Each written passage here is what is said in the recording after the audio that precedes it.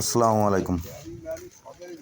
একে একে নূরপুর গ্রামের অনেক মানুষ না ফেরার দেশে চলে যাচ্ছে।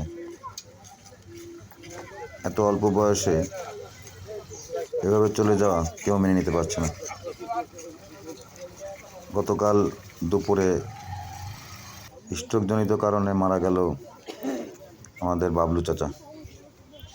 ব্যাংকের মোড়ে ডাবলুর বড় ভাই বাবলু কিছুদিন আগে অ্যাক্সিডেন্ট করছিল। অ্যাক্সিডেন্টও তার মৃত্যু হয়নি, আল্লাহ তাআলা বাঁচা রাখছিল, কিন্তু পরবর্তীতে স্ট্রোক করে সে মারা গেছে।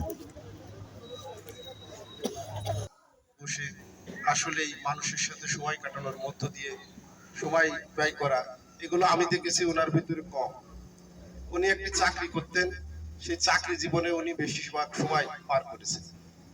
তো আমি জানি না, আমার দেখা দৃষ্টিতে এই বাবলু ভাই কারোর সাথে দুর্ব্যবহার করেছে, কারোর সাথে এলাকায় গ্যাঞ্জাম ফেসাদ জোর ঝামেলায় জড়াইছে, এটি আমার মনে হয় আমরা যারা জানাজায় অংশগ্রহণ করেছি কেউ বলতে পারবে।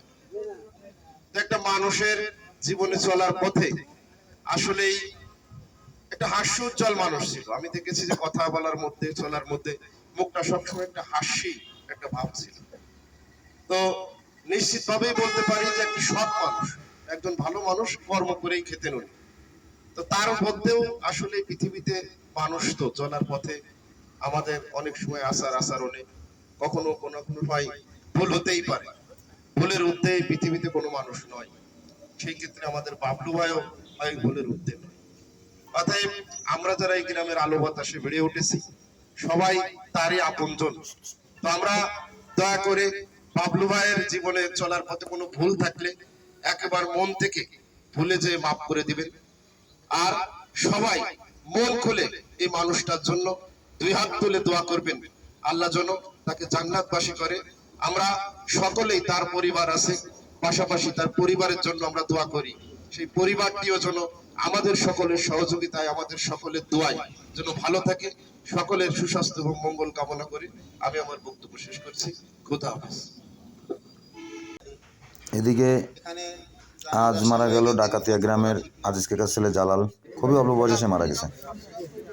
জালালের লিভারের সমস্যা ছিল।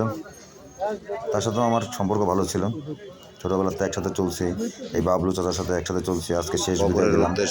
তার শেষ বিদায়ে জানা যায় অনেক মানুষ শরীক হয়েছে আমাদের নূরপুর গ্রামের। আর এই শেষ বিদায়, এটাই শেষ। সকলে তার জন্য দোয়া করবেন, আল্লাহ যেন তার সমস্ত গুনাহগাতা মাফ করে জান্নাতবাসী করেন। আমিন।